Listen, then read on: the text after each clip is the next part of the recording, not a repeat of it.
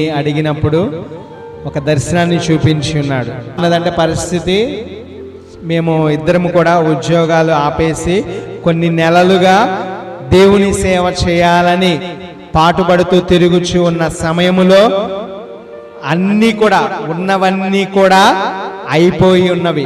ధనము అంతా కూడా, ఈ లోక ధనము అంతా కూడా రూపాయితో సహా అయిపోచున్న సమయములో ఉపవాసం ఉండి ప్రార్థన చేస్తున్నప్పుడు, క్రీస్తుని పట్టుకుంటున్నప్పుడు మాకు దేవుడు ప్రతిరోజు కూడా 40 రోజులు ఉపవాసం చేస్తే 40 రోజులు కూడా ఆయన ఒక్కొక్క రోజు ఒక్కొక్క దర్శనాన్ని చూపిస్తూ ఆయన మాట్లాడేవాడండి. హల్లెలూయా.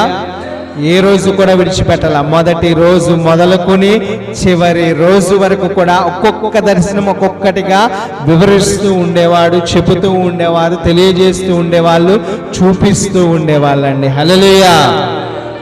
ఆయన ఒకరోజు ఏం చేసి ఉన్నాడంటే, దేవుణ్ణి అడుగుతూ ఉన్న, యేసయ్యా నేను కూడా పరలోక రాజ్యము చూడాలని ఆశ కలిగి ఉన్నాను, అది ఎలాగున యేసయ్యా అంటే, యేసయ్య అన్నాడు, సరే బిడ్డ రా బిడ్డ అన్నాడు. నేను ఆయన ఎదురుగా మోకరించి ఇలా ఆయన వినయుడిగా అంటే భక్తితో ఆయన దగ్గర తల ఎత్తలేని స్థితిలో మోకరించి ప్రార్థన చేస్తున్నట్లుగా ఉన్నాను.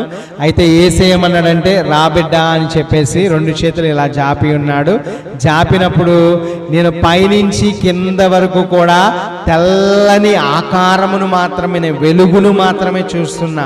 ఒక మనిషి పోలికలో వెలుగు, అది పరిశుద్ధమైన వెలుగు, ఈ లోకములో చూడని వెలుగు, ప్రకాశవంతమైన వెలుగు, చూస్తుంటే ఆకర్షణీయముగా మనము ఆకర్షించే వెలుగుగా, ఆ వెలుగు పరిశుద్ధమైన వెలుగుగా ఉన్నదండి. హల్లెలూయా.